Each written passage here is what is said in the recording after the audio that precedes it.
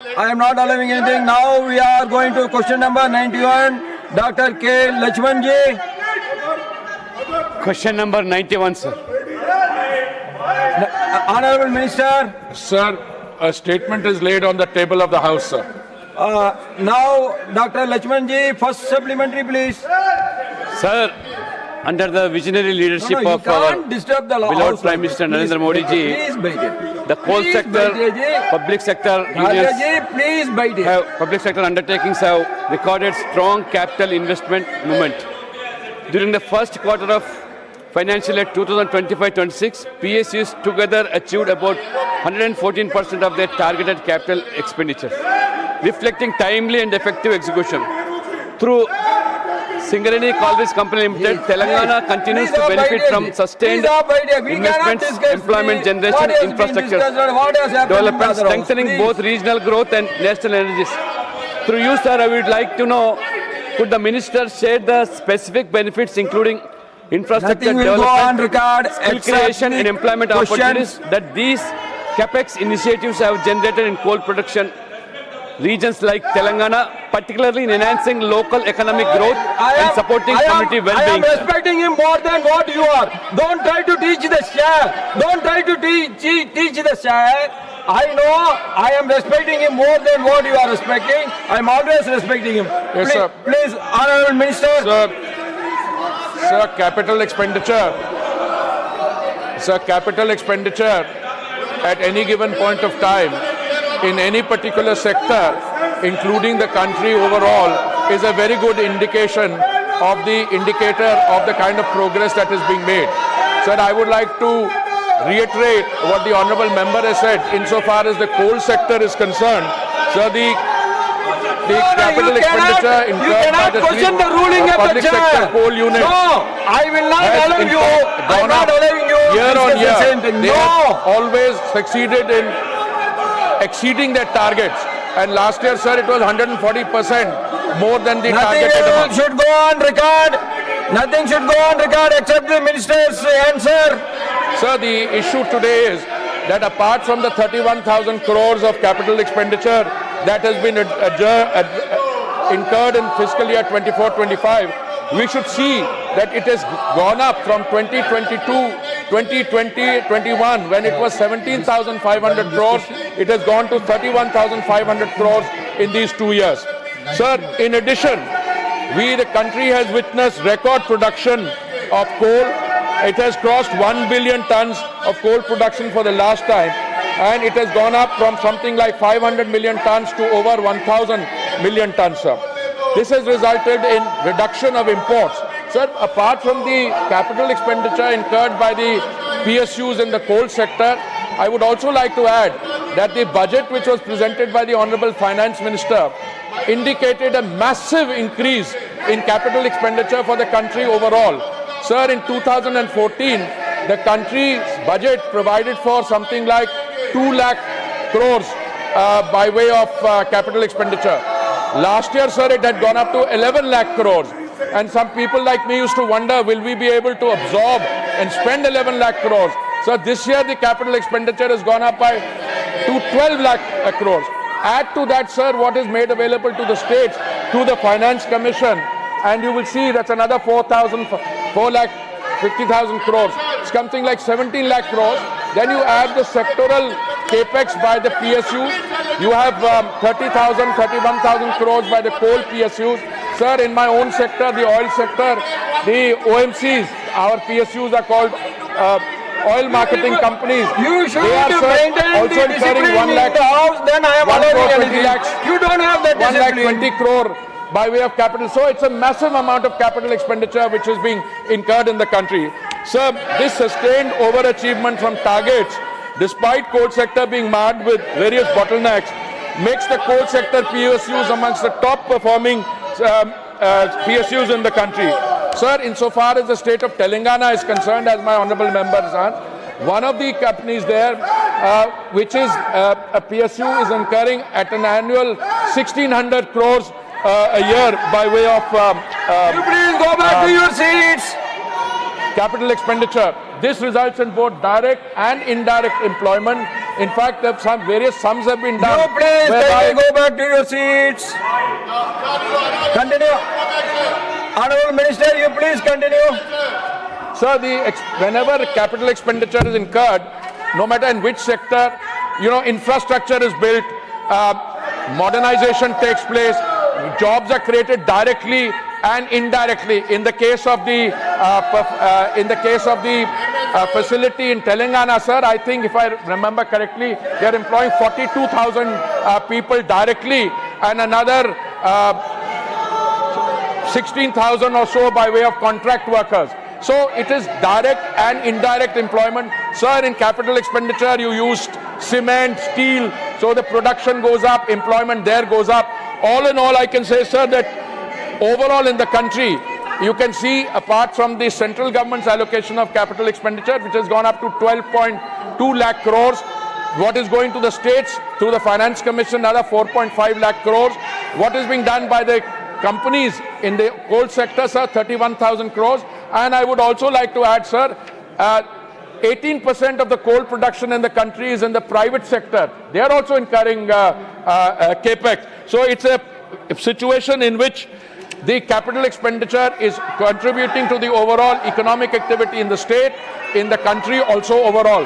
And this has resulted in mining expansion and mechanization, first mile connectivity, railway sidings and logistics, thermal power capacity, renewable energy and coal gasification. And what is most important in a sector like coal, sir, it also helps in employee welfare and infrastructure, sir.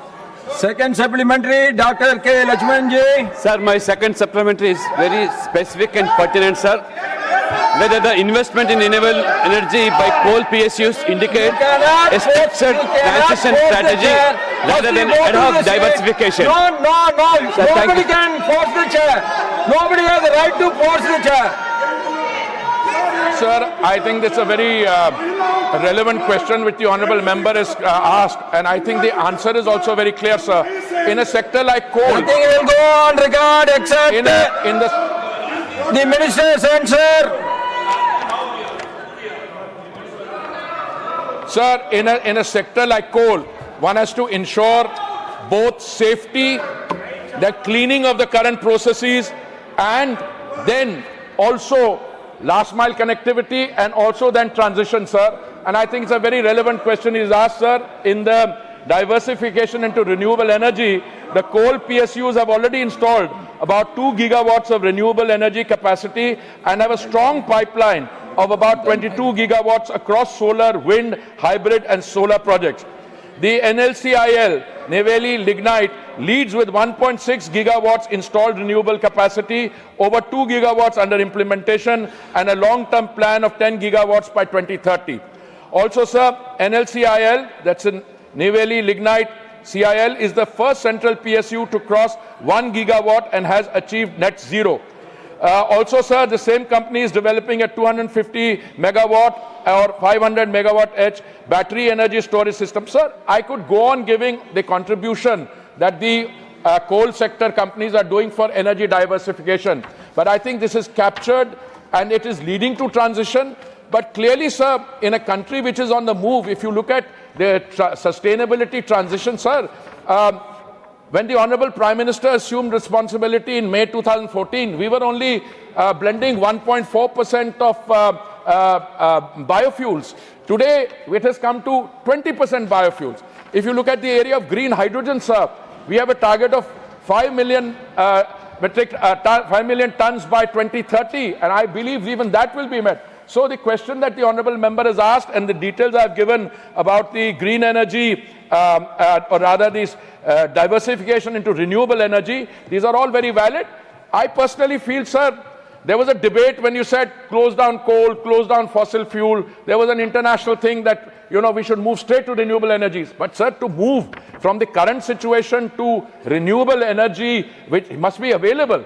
And I have seen global estimates, sir, whether it's in the International Energy Agency or the BP Outlook. They say that our coal demand is going to increase in the next a few years. In fact, it's saying by 2030 or so, it should go up by 17%. So while simultaneously we are cleaning the processes in coal, simultaneously whilst we are producing more, saving foreign exchange, we are also doing green energy movement into solar energy. There is also a lot of work being done on coal gasification, coal bed methane, and the other areas. I thank you, sir. Third supplementary, Dr. Lakshmikant Vajpayee ji. माध्यम से माननीय मंत्री से जानना चाहता हूं, what is the capital expenditure performance of the coal PSUs over recent year and how the ministry of coal stands in the comparison of other ministries in terms of capex achievements? Honorable Minister. Sir, insofar as the coal ministry is concerned, sir, with all humility, I say that I'm standing in for my colleague, Shri Kishan Reddy ji, who couldn't be here today. I want to pay him a compliment that in relation to the other ministries, the coal ministry has done very well. It has incurred 31,500 crores of capital expenditure, very good. But sir, with all modesty at my command, the coal sector is very different from others. So I should not compare that with the capital expenditure which my ministry, petroleum and natural gas, the ministry with which I am associated, ours is higher. It's about 4 times, 1,20,000. But sir, our operations are much larger.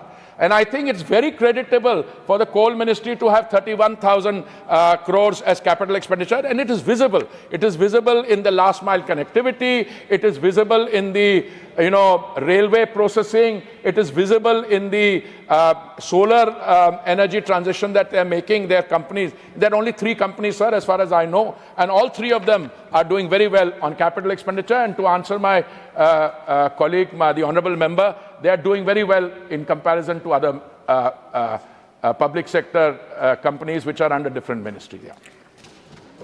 Fourth supplementary, Shriman Brijlal ji. Thank you, Chairman, sir. My question from Honorable Minister, whether the investment in renewable energy by coal PSUs indicate a structured transition strategy rather than an ad hoc diversification. Thank you, sir. Honorable Minister. Sir, it is a structured strategy. What invariably happens, sir, is that all PSUs, the ones I am familiar with, which are dealing with the energy sector, they declare a date for net zero. The companies with which I am more familiar, like the oil marketing companies, they have about a net zero target by 2040 or 2045. So when you adopt a strategy, it has to lead in that direction. That you start a process now. Now I know in the coal sector, some of those net zero targets are a little closer. They are in 2030. So if you look at the overall figures, they may appear small now. But sir, if you look at the solar energy supply chain, it also is very cumbersome. So I am very confident. One, I can be very sure it is a consciously thought through strategy. It's not something that is done ad hoc. If there is a strategy to become net zero by a particular year. 2070 power. No, 2070 is a national target. My senior colleague Manohar ji just reminded me, totally correct. Sir, we set a national target of net zero by 2070. When the Honorable Prime Minister went to Glasgow, I think, at around that time, when we took the 5 commitments, 2070 people said it's too far. No, for a country like India, which has great developmental challenges and which has been traditionally dependent on different fossil fuels, etc. So when I was associated with the Petroleum and Natural Gas Ministry, our daily consumption of crude oil was 5 million barrels a day. Today it is 5.6 million barrels. As we go forward, it will go up to 6 and 6.5 million barrels. Similarly, therefore, our companies, if they declare 2040, ONGC, IOCL, etc., it's a very bold target. Including in the coal sector, they are very bold targets. It may appear that the start is a little slow, but it's a structured strategy. And as we go along and clear the cobwebs, these diversification or movement into clean energy will be cleaned up. They have always, all of them, have been very consciously, whether even if a company is located in Telangana, it's not that it is doing capex in Telangana and providing jobs, 1,600 crores, but this company is also doing solar projects in the rest of the country. Thank you, sir. Fifth supplementary, Ms. Dolasan ji. Thank you, Chairman, sir, for giving me chance. Sir, through you, I want to communicate the Union Government Treasury Bench that coal is our national asset, but they are trying to disinvest and privatize badly this coal sector and the coal PSUs by any means according to their policy decision. I want to ask that whether it's Atmanirbharata at all, where our national assets are being sold to corporates and the foreign companies even, and it's affecting the nationalized coal industry and coal PSUs and the workers as well. How much capital expenditure and clean energy investments you do for coal PSUs, that doesn't matter. Thank you, sir. Honorable Minister. Sir, I am very intrigued when I have a question which is both a question and then there is an answer in the tail, which says how much capital expenditure you do, it doesn't matter. But there are some other aspects to which my honorable colleague and friend has referred to, that national assets are being sold to corporate this thing. No, 1 minute, let's slow down. If there are 3 PSUs, one is called Coal India Limited, the other one is Singaneri Collieries and Coal and Colliers, the third one is Neyveli Lignite. Are these foreign corporate assets? So these are owned by our own people.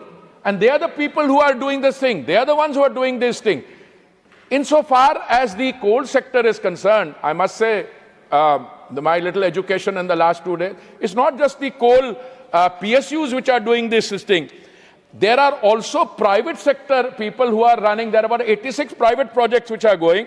And I am not aware, sir, in my long history, 9th year in the Honorable Prime Minister's team, or 39 years as civil servant, I don't recall of any privatization of the coal PSUs. So I don't know what the honorable member is talking about, that we are selling the assets of the coal PSUs to corporate interests or to this thing.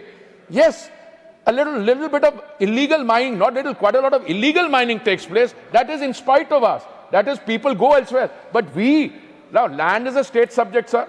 But because of the inherently dangerous nature of coal mining, which is below ground, etc., a center's clearance is required. So I want to categorically state the central government has not, and I say it categorically with my limited knowledge of the sector, we have not sold any assets to corporate entities. I don't recall, I don't think there's ever been a privatization of coal PSUs, etc. And the 3 of them, CIL and LCL, etc., they have all been working and their capital expenditure targets have gone up. So in one case, last year it had gone up by 140% over the existing target, and I also gave the figures in reply to an earlier supplementary, how it has increased from 22, 23, etc. So I think it's a happy story in the coal sector. Yes, we should do away. I mean, she referred to coal as a national asset.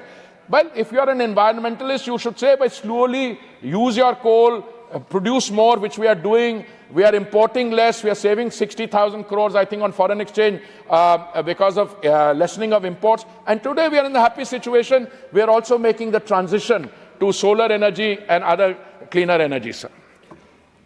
Now question number 92, Shriman Rajendra Gupta ji.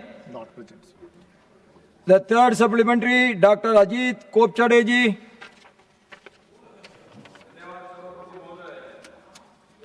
ऊर्जा सुरक्षा को मजबूत करने और आम नागरिकों का अंतर्राष्ट्रीय बाजार में कच्चे तेल की कीमत होने के वाले उतार चढ़ाव से बचाने के लिए माननीय प्रधानमंत्री नरेंद्र मोदी जी के नेतृत्व में केंद्र सरकार लगातार ठोस और राष्ट्रहित में निर्णय ले रही है।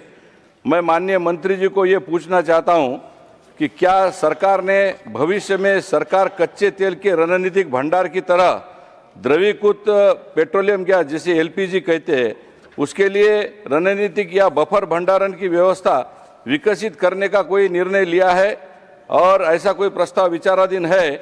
और रणनीतिक पेट्रोलियम भंडारों का उपयोग अंतर्राष्ट्रीय कच्चे तेल की कीमतों में उतार चढ़ाव के प्रभाव को कम करने के लिए क्या किया जा रहा है? यदि हाँ, तो आम उपभोक्ताओं के हितों को ध्यान में रखते हुए LPG, पेट्रोल और डीजल की कीमतों को नियंत्रण में रखने के लिए माननीय मंत्री जी और मंत्रालय द्वारा वर्तमान में कौन कौन से ठोस और दीर्घकालिक कदम उठाए जा रहे हैं? Honorable Minister. Sir, the specific question, start question priority 2, is on the issue of our strategic petroleum reserves. Sir, for any country, and particularly a large country like India, and a country which is growing at a phenomenal pace, the economic growth. One quarter it was 8.2%, sir. Previous quarter it was 7.8%. And according to the IMF, which has enhanced our expected rate of economic growth from 6.6 to 7.3%, the country must have a very viable and secure reserve so that in the case of global turbulence, etc., we should not be found in a vulnerable situation. Fortunately, sir, India has a vast coastline, both on the west and the east. We have several refineries in the west coast, sir, starting with Nayara, RIL in Jamnagar, Mumbai. We have Mangalore, we have Kochi on the western coast. We have Chennai, Tatipaka, Vizag, Paradeep, Barauni, Haldia on the eastern coast. Sir, according to the International Energy Agency, and I'm only mentioning the vast coastline and this thing, because today we are the world's third largest consumer of crude oil. We have the world's fourth largest reserve refining capacity, currently around 260 million metric tons per annum, going on to 320 million metric tons per annum. And we are also the world's fifth largest exporter of petroleum product. Now, the strategic petroleum reserve is designed to ensure that in case of total global turbulence, in case supplies cannot reach either from the western coast or the eastern coast, we must have enough stock left in order to meet that. Now, fortunately for India, sir, we are also a domestic producer. When I say we are the fifth largest exporter, God forbid, if there was to be an eventuality where no supplies are reaching, we would obviously not then export. We would also utilize our domestic consumption for domestic production for domestic consumption. So the International Energy Agency stipulates that there should be about 90 days of holding as a strategic petroleum reserve. But I also want to point out, sir, these are estimates largely relevant. I'm choosing my words carefully. I'm not saying they are not relevant for others. 90 days largely relevant for OECD countries, also smaller OECD countries. You know, when there was a global crisis and there was total volatility, the IEA, International Energy Agency based in Paris, it stipulated that countries which had large reserves, they should release some in order to stabilize the global price. So which are the countries which release stocks in differing quantities from their stocks? One was the United States, the other was India, and third was China, and the fourth, I think if I recall correctly, was Japan. So we are in the happy situation that we were able to rise to the situation. Today, sir, we calculate our reserves, not only what is in the caverns, and these are in 3 places. I can't go into precise details, although some people speculate. They are in the states of Andhra Pradesh, in the state of Karnataka, and the third one we are hoping to get started, sir, in Odisha soon. Together, if you look at the reserves in the caverns and what is held by us in our refineries and what is on floating platforms at our ports, together and our products, it comes to 74 days. Ideally, it should be 90, but I feel at least as the line minister safe with something like 74 days, and going forward, we can even consider raising it. The honorable member also raised the issue of price volatility. Sir, this particular question relates to the period 2015 to 2022. So that period between 2015 and 22 is the pre-COVID period. And it also covers the COVID period and till 2022 when COVID was mercifully on its way out. Sir, we filled the current stock at that time, at 2015 to 22, at prices, which I may say, because normally we don't discuss the price at which we buy oil, at roughly 50% of the prevailing price today, which is very creditable. because you bought it at 50% of the correct price. Now you would be making a mistake if you were to buy crude at a price and then, it drops, and then you'd say, well, you made a mistake. You should have waited to buy. So there is always a balance involved. I'm very happy to inform this House through you, sir, that we have been able to weather the international turbulence thanks to the far-sighted and visionary policies of the Honorable Prime Minister. We have been able to ensure availability, affordability, and sustainability, the trilemma of energy. And today, whether it is a question of biofuels, a reference was made in the question also to liquefied petroleum gas, our production is going up. We are also signing international arrangements. When the president of the UAE, he was here recently, sir, we signed another deal with them. We are importing about, I think, what, $9 billion worth of natural gas from them. We are also importing from Qatar, from other countries. Also, sir, we have a situation on petroleum gas, liquefied petroleum gas, which is a cylinder gas, which is a product of a refinery. We also signed an agreement with the United States, sir, for buying 10% of our requirements from there. So overall, sir, the Strategic Petroleum Reserve is a very important component in our economic security. And economic security means that a democratically elected government and the Prime Minister feels particularly responsible to the common man, the Aam Aadmi, that the prices should be at lowest level, and they are lower today than in most parts of the world. In fact, cooking gas has been supplied, I got the note in hand, cooking gas, which is in cylinders, sir, there was, in 2014, we had 14 crore connections. And if 1 crore connection is for a family, it's gone up to 33 lakh connection. And if there are 4 people in a family, we've virtually saturated the country. In addition to that, that is being supplied to Ujjwala beneficiaries, sir, for as little as 5 rupees in a day. And if the beneficiary is not an Ujjwala beneficiary, but a non-beneficiary, he or she is also getting it in his or her kitchen for as little as 13, 14 rupees per day. This is a very reasonable price. Our oil marketing companies incurred a loss in doing that, but we compensated them, and with God's grace, sir, they're all doing well. So all in all, sir, this is a very important component of our energy security, Strategic Petroleum Reserve, and it has worked very well. The 74 days of stockholding we do, sir, we just don't keep it there. 50% of it is also available for trading. And if there were to be a requirement, Government of India would have the first claim on it. But because if you keep too much of stuff in your godown or basement, then it seems unproductive. But we use 50% of this also to supply the country's needs and for trading. Thank you, sir. Next supplementary, Shriman Mastan Rao Yadav Bidaji. Thank you for giving me opportunity to raise a supplementary question, sir. So the recent discovery of natural gas reserves in Andaman offshore area has therefore generated expectation of strengthening domestic production. In this context, I would like to ask the Honourable Minister through you, sir, whether any timeline has been set for the full appraisal of these reserves and be brought into production so that the development process can be commenced with the aim of reducing import dependence from other countries, sir. Thank you, sir. Honourable Minister. The honourable member for asking this question.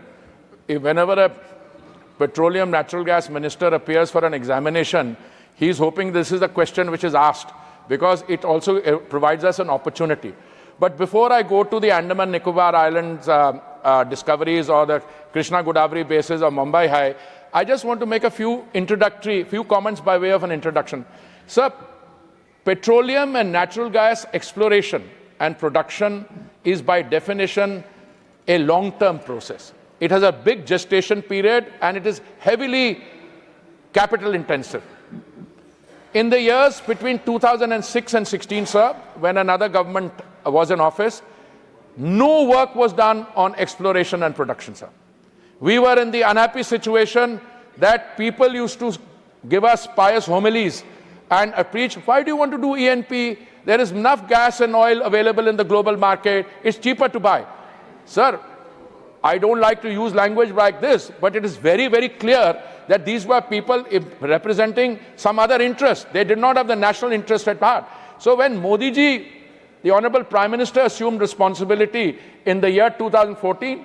He changed it, and from 2016, the dead decade came to an end, and we started changing our policy. We went from production sharing agreements to revenue sharing agreements.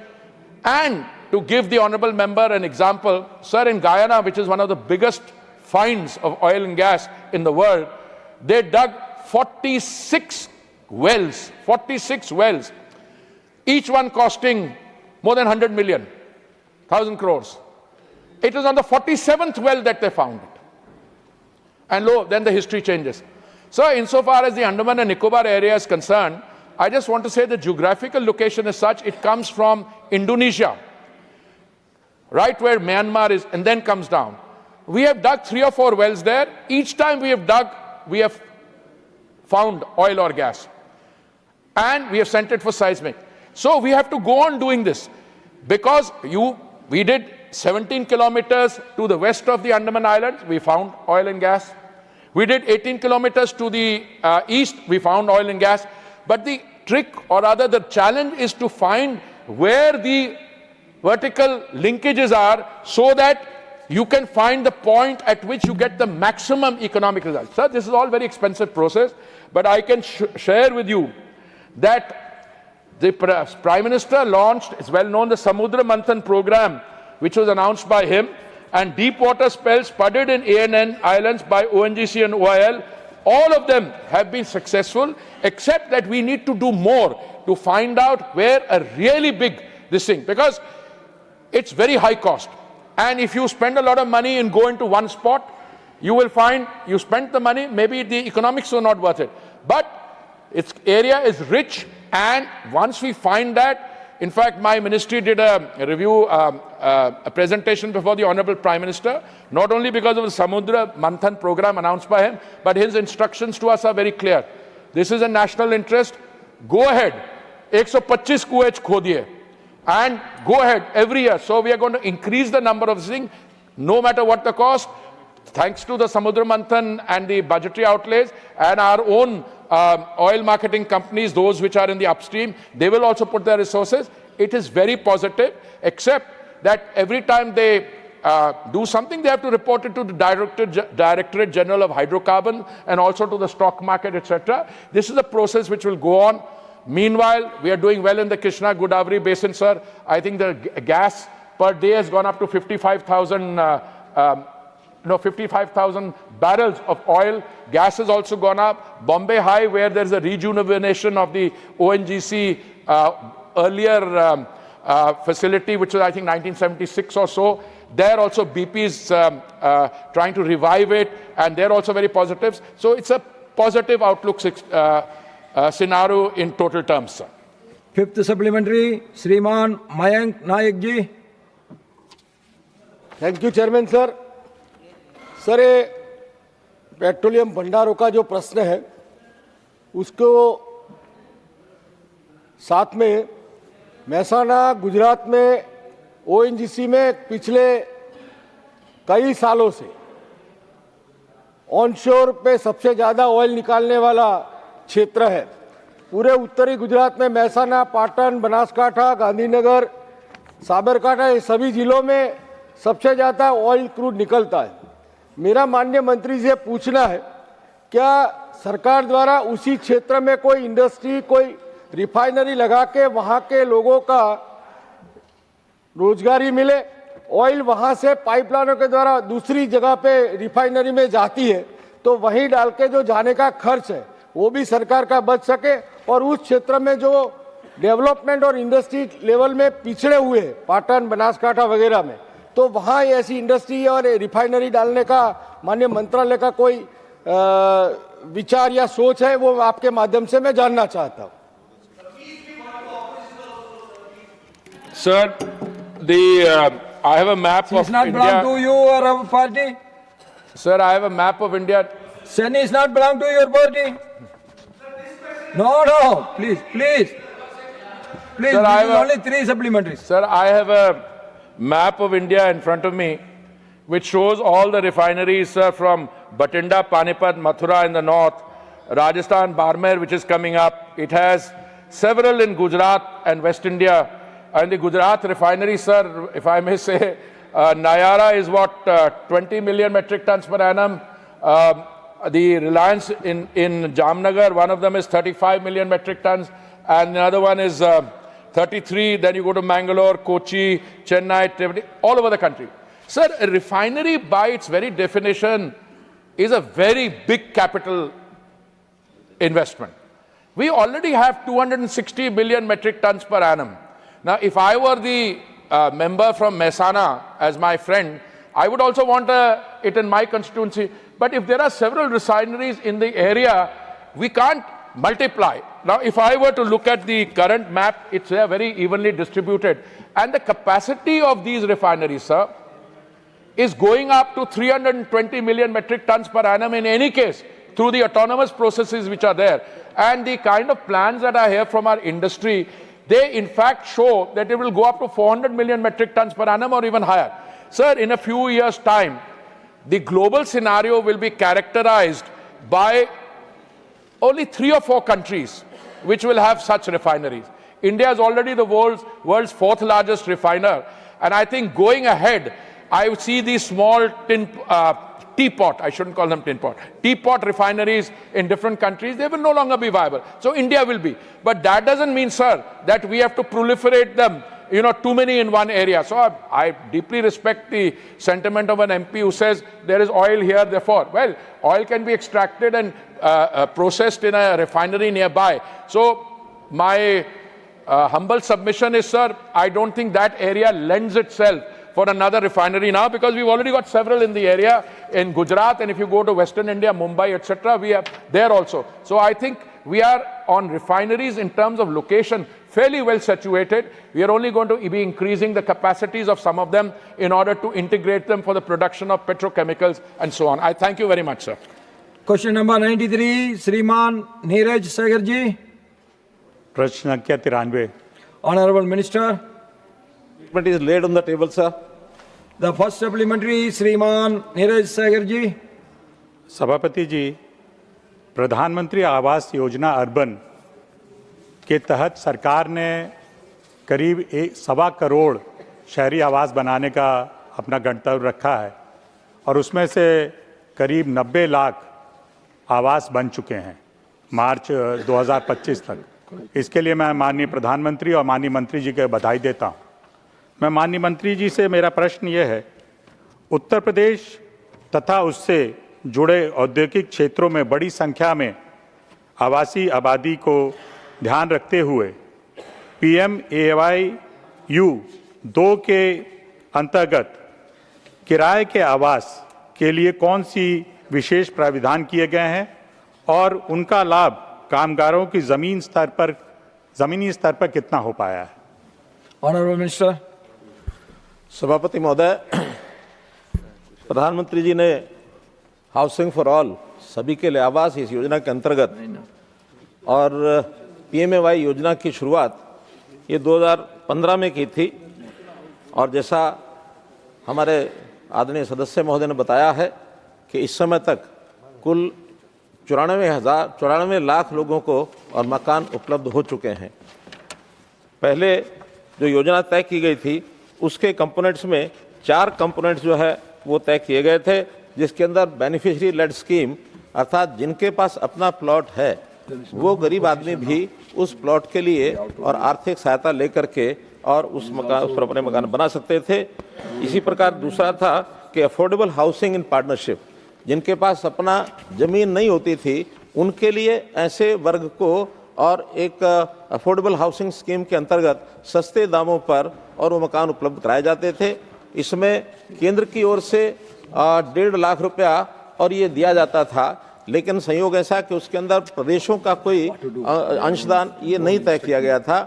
प्रदेश अपनी ओर से जो उसमें योगदान घोषित करना चाहते थे वो करते थे। कुछ प्रदेशों ने किया जहां अच्छी संख्या में वो लोग मकान ले करके और पब्लिक को दे सके, जिन्होंने नहीं किया वहां ये कमी रह गई थी।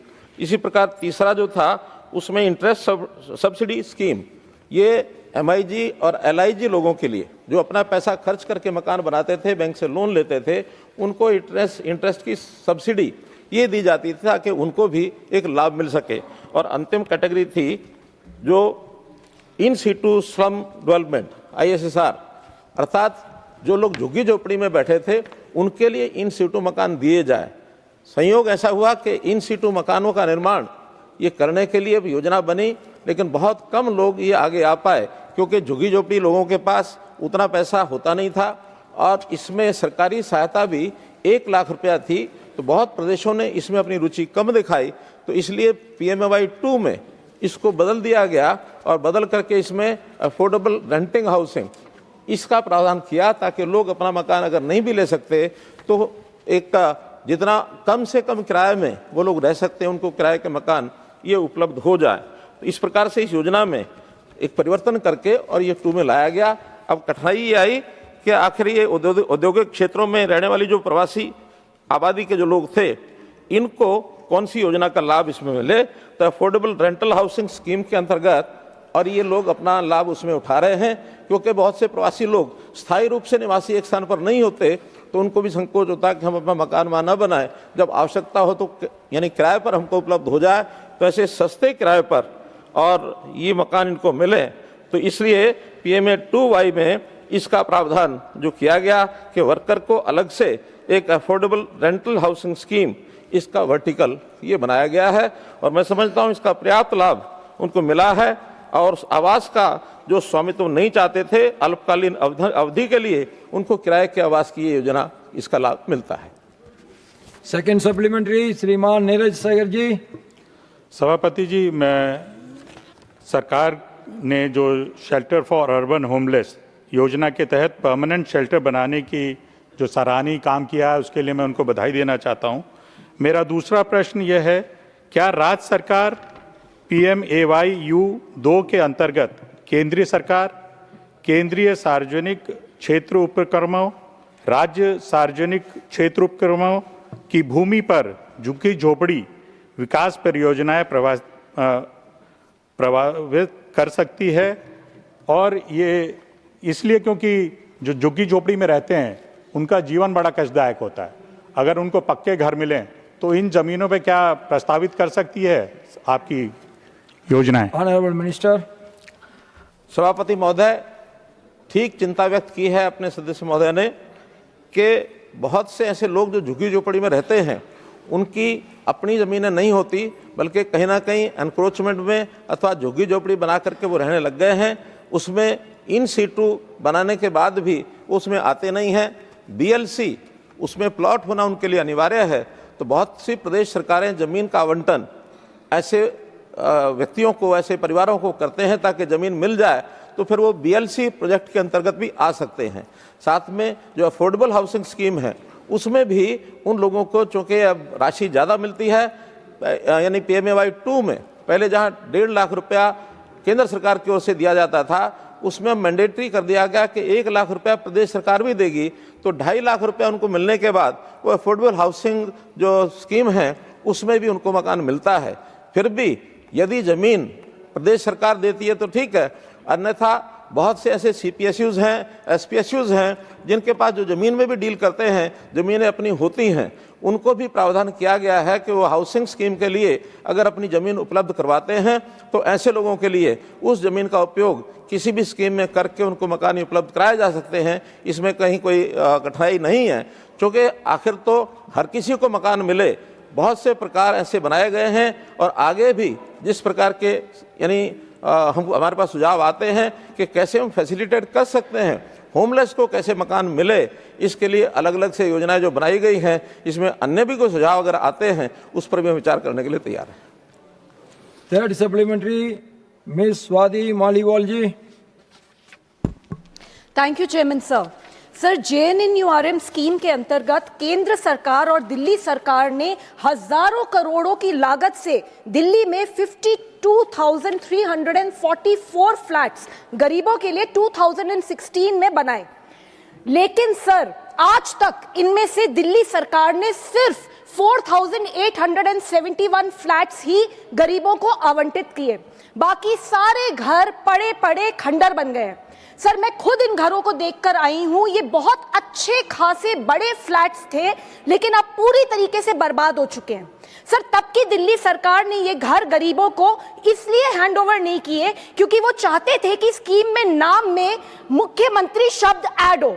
सर सिर्फ इतने से क्रेडिट वॉर और वोट बैंक पॉलिटिक्स के चलते करोड़ों का नुकसान हुआ और गरीब गरीब ही रह गया। Sir, I want to ask the Honorable Minister whether the government is planning to register an FIR against the then Delhi government for blatant wastage of government funds. Also, अब उनके कोई plans है इन flats को ठीक करके गरीबों में आवंटित करने के लिए? कब तक सर ये flats, अच्छे खासे flats ऐसे ही पड़े रह जाएंगे? Thank you, sir. Honorable Minister. सभापति महोदय, ये बात ठीक कही हमारी सदस्य महोदया ने कि 2012 में इस स्कीम के अंतर्गत JNNURM के मकान बनाए गए थे। इसमें प्रदेश सरकार का भी अपना रोल था, केंद्र सरकार का भी उस समय का रोल था।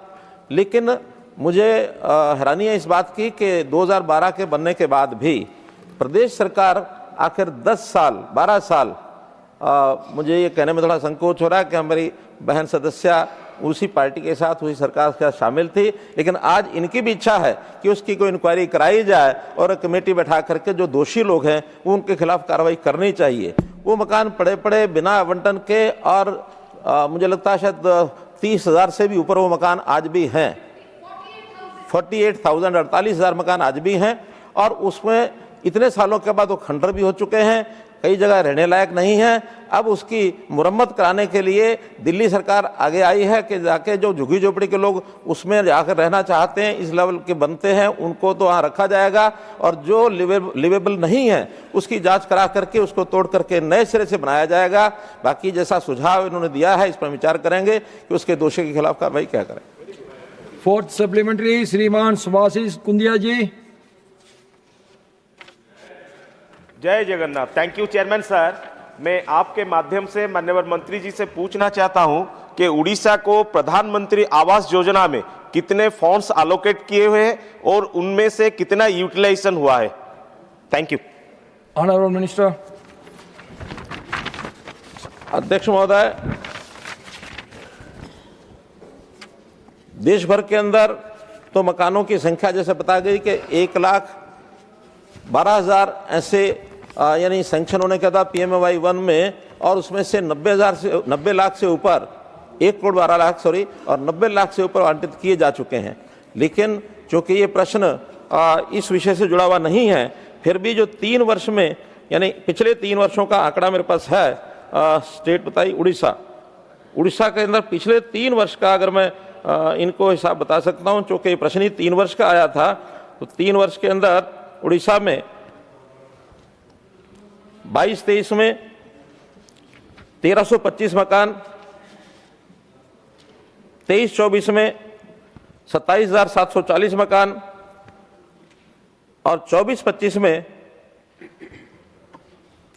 यही मकान 5,304 मकान इतने सैंक्शन हुए। कुल आंकड़ा ओडिशा का सैंक्शन हुए 2,23,000 मकान, ग्राउंडेड हुए 1,92,000 मकान, कंस्ट्रक्शन कंप्लीट 1,69,000 मकान, ये सब अप्रोक्सीमेट संख्या।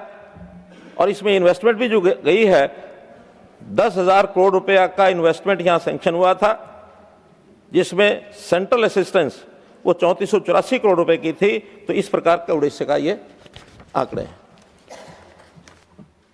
श्रीमान सतपाल शर्मा जी।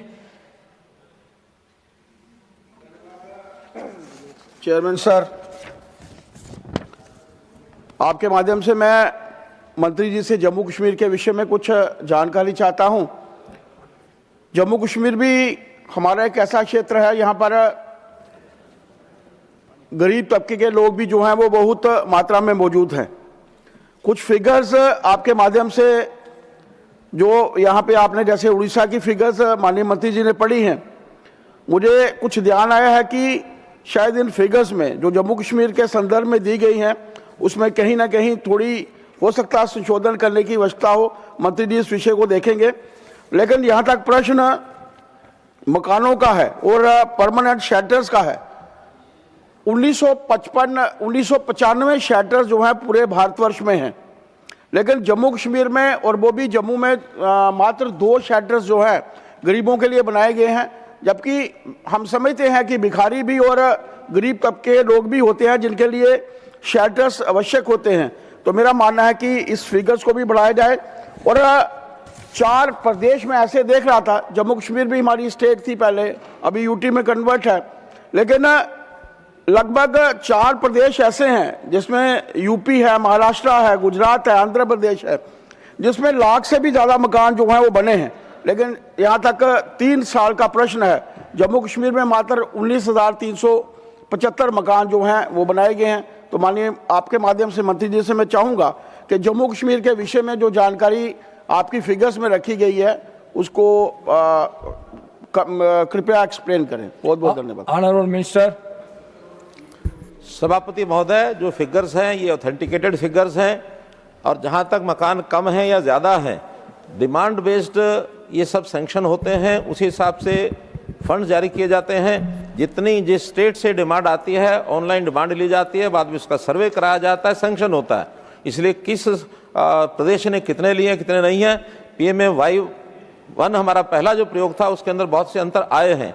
अभी PMAY 2 में एक मोटे रूप से हमने तय किया है कि प्रोरेटा जैसी आबादी है उसके हिसाब से उनको सैंक्शन करेंगे। जो प्रदेश की डिमांड नहीं होगी उसको दूसरे प्रदेशों में भी शिफ्ट कर सकते हैं। इसलिए ये योजना बहुत साइंटिफिक तरीके से हम कर रहे हैं। फिर भी एक जो विषय शेल्टर्स की बात कही गई है, ये शेल्टर्स PMAY का हिस्सा नहीं है, ये NULM का हिस्सा है। उसके नाते से अलग से प्रश्न ये करेंगे तो बताया जाएगा। फिर भी इनकी जानकारी कोई होगी तो ये इनको उपलब्ध करा दी जाएगी। Now question number 94, miss Sushmita Dev ji.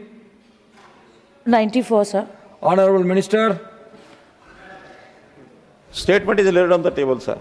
First supplementary, Ms. Susmita Dev ji. Thank you, sir. Sir, I had asked a question on the Smart City Mission, and Honorable Minister has replied that as of 2025, this project has not been extended. The question was specifically on Guwahati. 755 crores were spent, sir, in the Smart City Mission for the city of Guwahati. But 2 hours of rain, Smart City of Guwahati becomes the sinking city of Guwahati. Now, given that this mission is closed, I would like to ask the Honorable Minister that, sir, in your ministry, my data shows around 40% of your allocation, 38,000 crore plus, has remained unspent as of March 2026. Sir, is there any proposal from the state government of Assam to fix the serious menace of flash floods in Guwahati, because it has taken the life of a young boy called Avinash in 2024? Thank you, sir. Honorable Minister. सभापति महोदय, ये जो आंकड़ा बताया जा रहा है, इसमें मालूम नहीं कहाँ से आंकड़ा लिया है। गवर्नमेंट ऑफ इंडिया की फंडिंग 48,000 करोड़ ये इसके अंदर फंड जो है सैंक्शन किए गए, जिसमें 47,458 करोड़ रुपए के जो सिटीज़ के जो खर्चे हुए हैं वो स्टेट्स ने क्लेम कर लिए हैं। और इसमें यूटिलाइजेशन का जो जिनके यूटिलाइजेशन सर्टिफिकेट आ गए हैं 46,231 करोड़ रुपया ये भुगतान किया जा चुका है 15/1/26 तक। इसलिए इस आंकड़े को थोड़ा ठीक कर लें। जहाँ तक किसी भी प्रोजेक्ट का विषय है, ये प्रोजेक्ट जैसा मैंने बताया कि पहला तो स्मार्ट सिटी मिशन, इसके प्रोजेक्ट्स एक डेमोस्ट्रेटिव होते हैं, एक छोटे पार्ट में इनका काम किया जाता है, क्योंकि टोटल बजट 50% केंद्र का 500 करोड़ रुपया, 50% प्रदेश का यानी 500 करोड़ रुपया, और पहाड़ी राज्यों को 50% 500 करोड़ के साथ 50 करोड़ रुपया, 10% ऐसे 550 करोड़ रुपया। इसमें पूरे शहर की योजनाएं तो सब नहीं बना सकते, फिर भी इसमें यानी hundreds of schemes were there जिनको वहाँ की स्टेट ने चयन करना था कि कौन से इसमें स्कीम में हम लगाना चाहते हैं। वाटर के ऊपर लगाना चाहते हैं वहाँ लगाएं, टेक्नोलॉजी के विषय पर लगाना वहाँ लगाएं। और इसमें भी 3 प्रकार का उसमें मॉडल दिए गए थे। एक है सिटी इंप्रूवमेंट में रेट्रोफिटिंग मॉडल, जो 500 एकड़ की सिटी में यानी एक लार्ज बेस एरिया उसके अंदर लागू किया जा सकता है।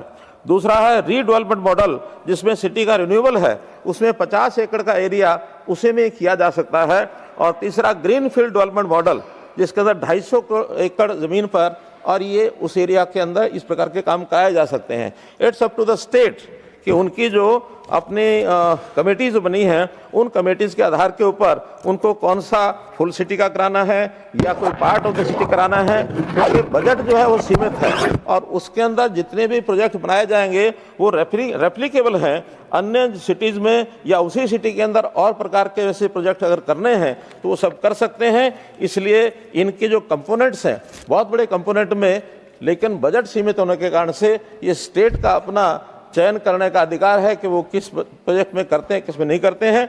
फिर भी गुवाहाटी के अंदर क्या क्या काम हुए हैं ये सब उत्तर में बताए जा चुके हैं। Second supplementary miss Sushmita Dev ji. Thank you, sir. Sir, 65% of the population of the northeastern states live in the state of Assam. Given that Smart City Mission is now a closed project, I would like to ask Honorable Minister that will other towns and cities like Dibrugarh, like Silchar, get the opportunity like a Smart City Mission project to build infrastructure? और माननीय मंत्री जी से मैं ये भी कहना चाहती हूँ कि सर हमें बहुत दुख है, आप सिलचर आइएगा ज़रूर, आपका आमंत्रण है। 5 साल से सिलचर म्यूनिसिपैलिटी में आसाम सरकार ने चुनाव ही नहीं कराए, तो हम compete कैसे करेंगे? यहाँ इलेक्टेड बॉडी नहीं है। Sir, is there a policy of the government to look into Tier 2 and Tier 3 towns and cities of Assam, which has the maximum population in northeastern states? Honorable Minister. सभापति महोदय, विषय केवल smart city mission का है और ये smart city mission number of cities कौन कौन से सिटी होंगे ये बिल्कुल तय कर दिया गया था। 100 सिटीज का चयन किया गया था। ये काम केवल इन 100 सिटीज में था और ये दिसंबर 2025 तक इसके सब प्रोजेक्ट्स केंद्र सरकार की ओर से जो बजट फंड जाने थे चले गए थे। ये स्कीम अब बंद हो चुकी है और इस नाते से आगे इस स्कीम के खुले ना होने के कारण से नई सिटी का तो इसमें कोई शामिल होने का कोई विषय है नहीं।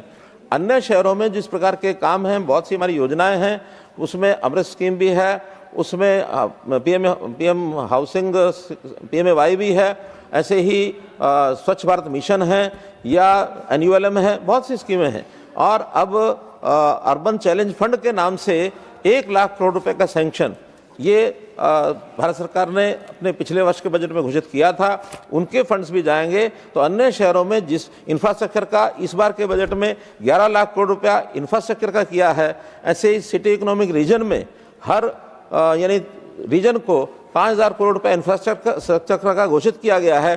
तो जिन शहरों में काम कराना अगली योजनाओं में कर सकते हैं, लेकिन स्मार्ट सिटी मिशन जितने काम होने थे सब हो गए हैं, उसमें कहीं किसी प्रकार का और आगे कोई योजना नहीं है। थर्ड सप्लीमेंट्री श्रीमान कार्तिकेय शर्मा जी। धन्यवाद चेयरमैन सर। मैं स्मार्ट सिटी मिशन के तहत केंद्र सरकार ने SPVs यानी कि स्पेशल पर्पस व्हीकल्स के भविष्य और ICCCs यानी कि integrated command and control centre के ऑपरेशन एंड मेंटेनेंस के लिए क्या कदम उठाए हैं? Honourable minister. सभापति जी, SPV जितने प्रोजेक्ट शहर में थे उसके लिए एक पर्पस व्हीकल बनाया गया था, स्पेशल पर्पस व्हीकल, लेकिन वो काम जब पूरे हुए हैं तो उस SPV का क्योंकि गठन हुआ है, उससे आगे उसको किस प्रकार से काम में लिया जाए, गाइडलाइंस के नाते से बहुत सी चीज़ें हमने भेजी हैं ताकि SPV का रीपर्पस करने के लिए यानी promoting use of technology in urban management, project implementation, consulting support, ये अन्य शहरों के लिए भी हम उपयोग कर सकते हैं। इनको और आगे बढ़ाने के लिए Now the House stands adjourned to meet at 2 p.m.